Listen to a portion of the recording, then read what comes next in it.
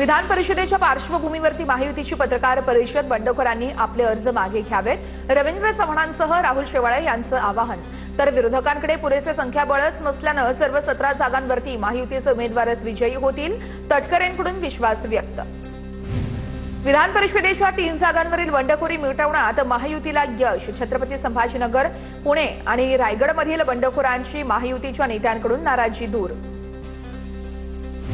कोकणातील विधान परिषदेच्या निवडणुकीतील महायुतीची बंडखोरी शमली आहे. जोईली दळवी कोकणातून उमेदवारी अर्ज मागे घेत आहेत, सूत्रांची माहिती आहे. उदय सामंतांच्या नेतृत्वामध्ये बैठकीनंतर हा निर्णय घेण्यात आलेला आहे.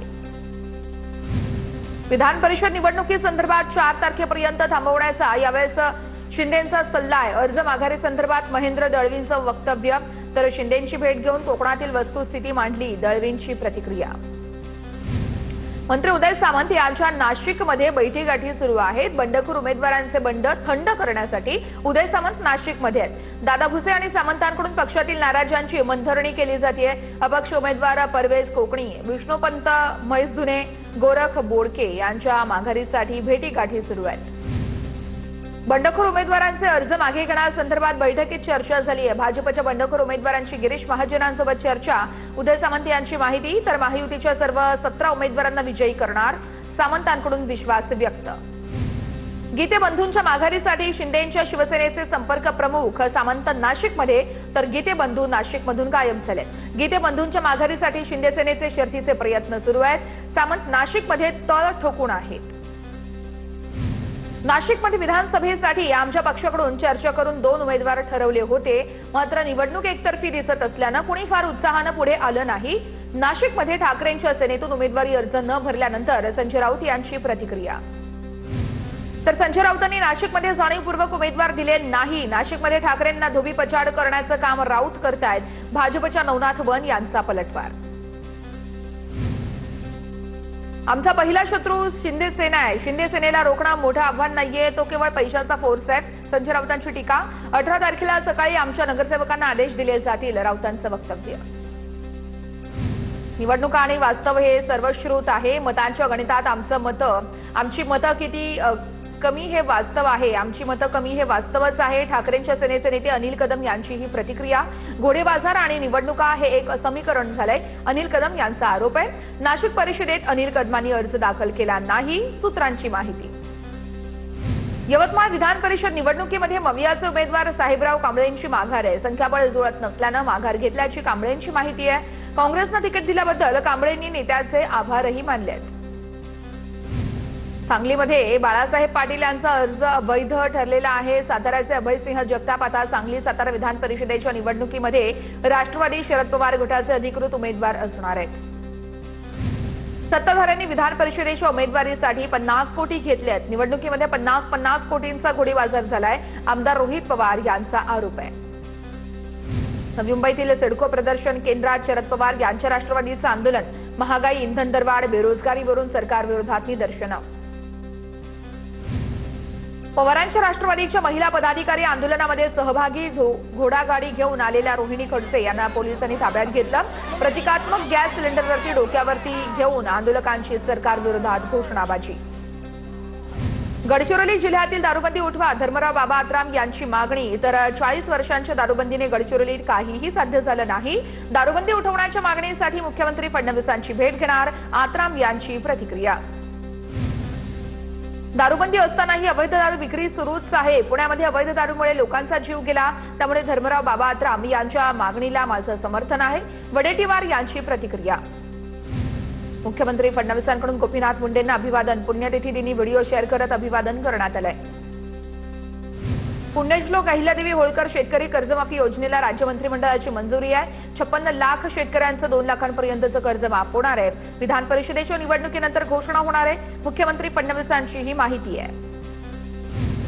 प्रत्येक प्रश्नावरती सरकारची फसवीची आश्वासनं आहेत. 2018 साली आम्ही केलेल्या कर्जमाफीचा सरकारनं अभ्यास करावा, संजय राऊतांचं वक्तव्य. तर शेतकऱ्यांची फसवणूक करणं हे ठाकरेंचं काम आहे, नवनाथ वन यांचं राऊतांना प्रत्युत्तर. नाशिकमध्ये रिंग रोड आणि एमआयडीसी भूसंपादनाच्या विरोधामध्ये शेतकऱ्यांचं उपोषण. संजय राऊतांची उपोषणकर्त्या शेतकऱ्यांसोबत चर्चा. याआधी आमदार रोहित पवारांनी देखील आंदोलकांची भेट घेतली होती. राज्य मंत्रिमंडळ बैठकीमध्ये ग्रामीण भागातील रस्त्यांसाठी 6,429 कोटींची तरतूद. ग्रोथ कॉरिडॉरमधील रस्त्यांना प्राधान्य दिलं जाणार आहे. 3,500 किमी लांबीचे रस्ते आणि पुलांचं काम केलं जाणार आहे. अमेरिका भारतासह 60 देशांवर नवे टॅरिफ लावण्याच्या तयारीत आहे. सक्तीचे श्रम रोखण्यात अपयशी ठरल्याचा ठपका ठेवत टॅरिफ लावण्याचा प्रस्ताव आहे. भारताच्या निर्यात क्षेत्राला मोठा फटका बसण्याची त्यामुळे शक्यता वर्तवली जाते.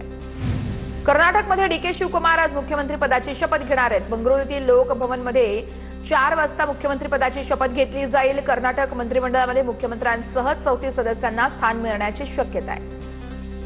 सलमान खानची काला हिरण या चित्रपट निर्मात्यांना कायदेशीर नोटीस आहे. हा चित्रपट 1998च्या काळवीट शिकार प्रकरणावरती आधारित असल्याचा दावा आहे. काला हिरण चित्रपटाला सलमान खानचा विरोध आहे. अभिनेत्री शिल्पा शेट्टीचे पती राज कुंद्रा यांना परदेश प्रवासाची न्यायालयाकडून परवानगी देण्यात आली आहे. मनी लॉन्ड्रिंग प्रकरणातील आरोपी राज कुंद्रांना परदेशी प्रवासाची परवानगी आहे. मात्र परवानगीला ईडीकडून विरोध केला जातोय.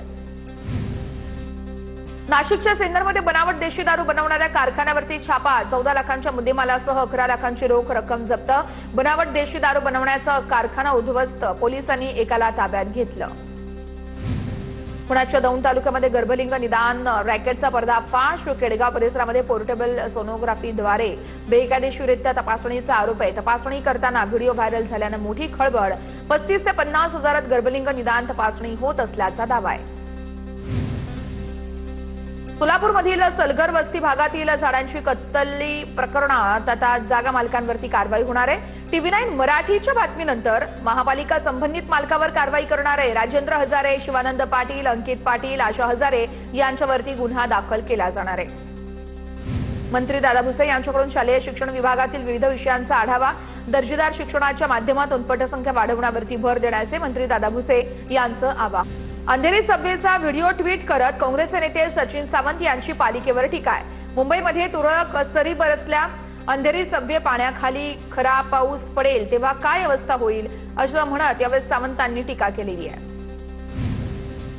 लातूरमध्ये अनिष्ट कार्यकर्त्यांकडून भोंदू बाबाचा भांडाफोड. भोंदू एका दरगाहमध्ये भरवायचा आपला दरबार.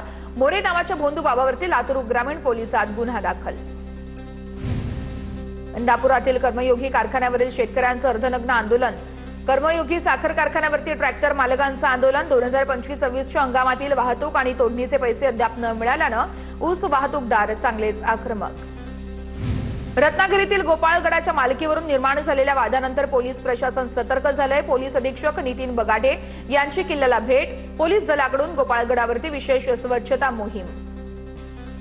बुलढाण्यातील संग्रामपूर तालुक्यात येणाऱ्या बावनबीरच्या नदीपात्रातील अतिक्रमणावरती प्रशासनाची कारवाई. नागरिकांनी नदीपात्रामध्ये अतिक्रमण करून पक्के घर बांधली होती आणि नदीचा नैसर्गिक प्रवाह वळवला होता.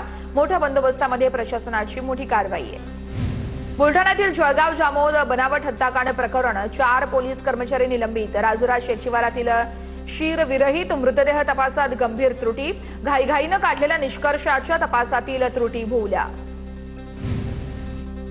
कांदळवन नष्ट करून तयार केला अनधिकृत रस्ता. वेंगुर्ले तालुक्यातील वांगणी बागायतवाडीमधील हा संपूर्ण प्रकार आहे.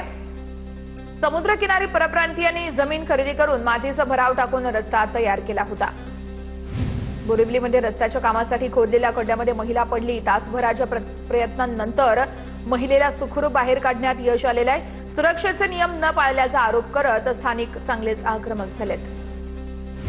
कोल्हापूरच्या वारणानगर परिसरात मान्सूनपूर्व पावसाची हजेरी आहे. गेल्या 15 दिवसापासून शेतकऱ्यांना पावसाची प्रतीक्षा होती.